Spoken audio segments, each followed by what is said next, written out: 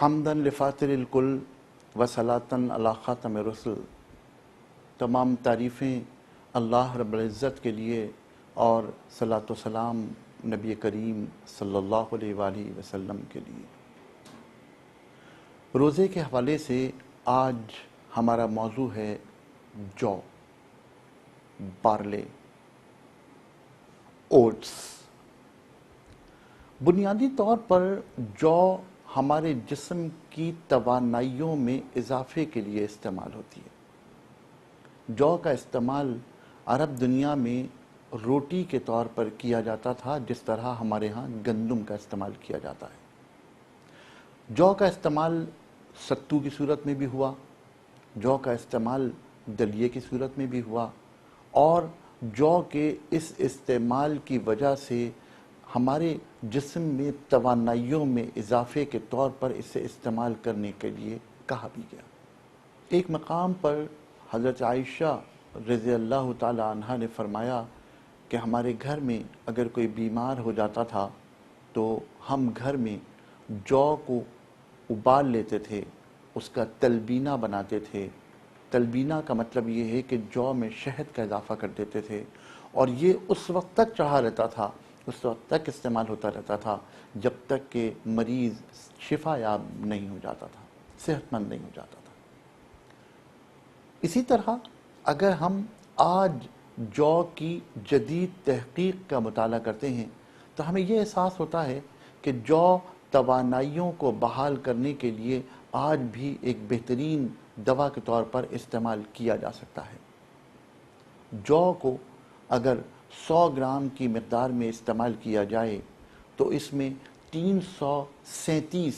Calories ہوتی ہیں، اور ان کیلوریز کے باقاعدہ استعمال کے ساتھ ساتھ اس بات کو ذہن میں رکھنا چاہیے کہ جو کے استعمال سے مریض کی توانائی بہت تیزی کے ساتھ بحال ہوتی ہے۔ چنانچہ وہ تمام مریض جو کسی بھی مرض میں مبتلا ہیں، حتیٰ کہ ٹائیفائڈ میں مبتلا ہیں، وہ لوگ بھی اگر جو کا دلیہ، جو کا تلبینہ، میں تلبینے کا لفظ خاص طور پر استعمال اس لیے کر رہا ہوں کہ ٹائیفائڈ کے مریض اگر جو کو ابال کر اس کو میش کر کے اس کے اندر شہد کا اضافہ کر لیں تو یہ تلبینہ بن جائے گا۔ اس تلبینے کا استعمال اگر کیا جائے تو تمام ان مریضوں میں فائدہ ہوگا جو کسی بھی مرض سے ریکوری چاہتے ہیں، اور مرض کے بعد کسی بھی کمزوری کے صورت میں اگر کسی ایسی دوا کو استعمال کرنا ہو جو ہمارے جسم کی توانائیوں کو واپس لا سکے، آپ یقین کیجئے کہ آپ کو جو سے بہتر دوا شاید نہ ملے۔ اگر کسی مریض کی توانائیوں کو بحال کرنے کے لیے اسے فاسفورس، حیاتینی اجزاء اور اسے کچھ بھوسی دینی ہو تو بہترین دوا اگر ممکن ہے تو وہ جو کا دلیہ ہے۔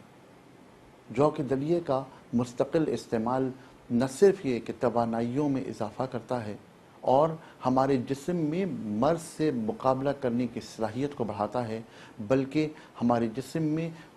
ایسے اجزاء کو جنم دیتا ہے جو ہمارے جسم میں وزن کی مینٹیننس کرتے ہیں۔ یعنی وہ لوگ جو اپنا وزن کم رکھنا چاہتے ہیں، باوجود اس کے کہ اس کے 100 گرام میں 337 کیلوریز ہوتی ہیں، اگر دودھ کے ساتھ صبح ناشتے میں استعمال کر رہے ہیں یا صبح سحری میں استعمال کر رہے ہیں تو نہ صرف یہ کہ ان کی توانائیوں میں اضافہ ہوگا، ان کی توانائیاں بحال رہیں گی، بلکہ سچی بات یہ ہے کہ ان کا وزن کبھی نہیں بڑھے گا،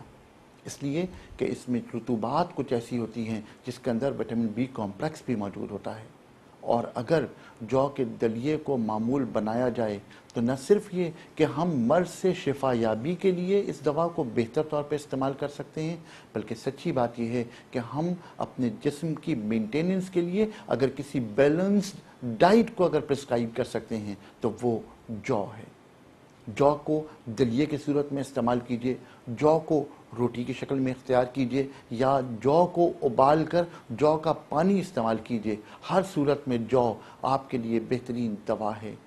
اوٹس کی صورت میں استعمال کیجئے، رائی کی صورت میں استعمال کیجئے، پاؤڈر کی شکل میں استعمال کیجئے، ہر صورت میں جو ایک بہترین دوا کے طور پہ استعمال کی جا سکتی ہے۔ اور اگر جو کو ستو کی صورت میں استعمال کیا جائے اور صبح سحری کے وقت استعمال کیا جائے تو نہ صرف یہ کہ وہ ہماری توانائیوں کو بحال رکھے گی، بلکہ جو کو اگر اس طرح استعمال کیا جائے تو وہ گردوں پر آنے والے بوجھ کو کم کر دے گی۔ اگر لوگ اپنا معمول بنا لیں کہ وہ سحری میں جو کا ستو استعمال کریں تو گردوں پر آنے والا دباؤ ختم ہو جائے گا، گردوں پر جو بھاری پن کی کیفیت پانی کی کمی کی وجہ سے پیدا ہوتی ہے وہ ٹھیک ہو جائے گا، اور روزے کے درمیان بحالی قوت آپ کو میسر ہوگی۔ اور یہی ہمارا بنیادی مقصد ہے اس پروگرام کا، کہ ہم آپ تک ایسی غذاؤں کا ذکر کریں جو آپ کی توانائی کو بحال کریں اور روزے میں آپ کو ایسی جگہ پر رکھیں جہاں آپ اپنے معمولات زندگی کو پورا کر سکیں۔